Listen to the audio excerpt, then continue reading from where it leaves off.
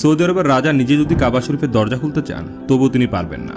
দরজা খোলার অধিকার আছে কেবল একজন সাধারণ পরিবারের হাতে। হ্যাঁ, ঠিকই শুনেছেন, পৃথিবীর সবচেয়ে সম্মানিত ঘর আল্লাহর ঘর কাবা শরীফের চাবি কোনো বাদশাহ বা রাজ পরিবার নয়, বরং এক সাধারণ বংশের কাছে প্রজন্ম থেকে প্রজন্ম ধরে রয়ে গেছে।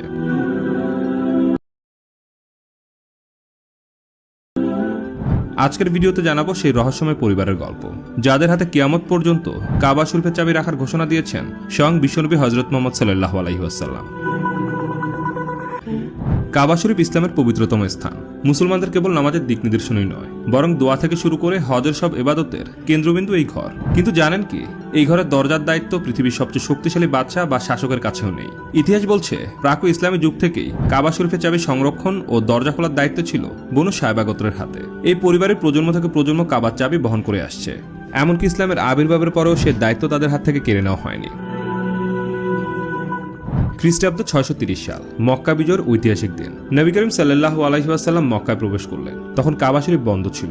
তিনি কাবার চাবি চান, চাবি এনে দেওয়া হয় উসমান ইবনে তালহা রাদিয়াল্লাহু তাআলা আনহুর কাছ থেকে। রাসূল সাল্লাল্লাহু আলাইহি ওয়াসাল্লাম নিজ হাতে দরজা খুললেন, ভেতরে প্রবেশ করলেন এবং 2 রাকাত নামাজ আদায় করলেন। সবাই অপেক্ষা করছিলেন কাদের হাতে যাবে এই দায়িত্ব।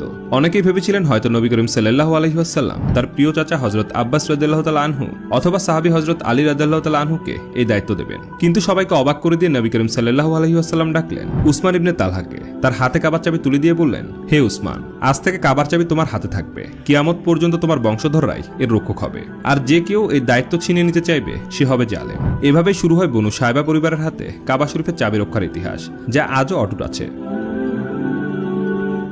বর্তমানে দায়িত্ব পালন করছেন শেখ ডক্টর সালেহ বিন জায়েদ আল সাহেবী, যিনি বনি সায়বা বংশের 108তম উত্তরসূরি।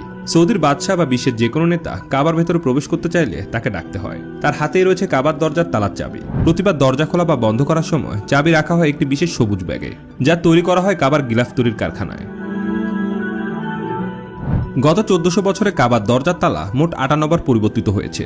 সর্বশেষ পরিবর্তন হয় 2013 সালের 18 নভেম্বর, যখন 18 ক্যারেট সোনার নতুন তালা বসানো হয়। বর্তমান চাবির দৈর্ঘ্য 35 সেন্টিমিটার। পুরনো চাবি ও তালাগুলো সংরক্ষণ করা হয়েছে বিশ্বের বিভিন্ন দেশের জাদুঘরে। তুরস্কের ইস্তাম্বুলের তোপকাপি প্যালেসে রয়েছে 54টি চাবি, ফ্রান্সের প্যারিসে আছে 2টি, আর মিশরের কায়রোতে আছে 1টি চাবি। শত শত বাদশাহ, সুলতান, শাসক এসেছে গেছে, ক্ষমতার পালাবদল হয়েছে অগণিত বার, কিন্তু একটি দায়িত্ব কখনো বদলায়নি, কাবা শরীফের চাবির রক্ষক বংশ। কারণ এটি কেবল একটি চাবি নয়, বরং এটি একটি আমানত, একটি ঐতিহাসিক দায়িত্ব, যা বিশ্বনবীর ঘোষণা অনুযায়ী কিয়ামত পর্যন্ত বহন করবে বনু সায়বা পরিবার। এটা ইসলামের মহিমা, যেখানে সম্মান ও দায়িত্ব কেবল ক্ষমতার জোরে নয়, বরং আল্লাহর নির্দেশ ও রাসূলের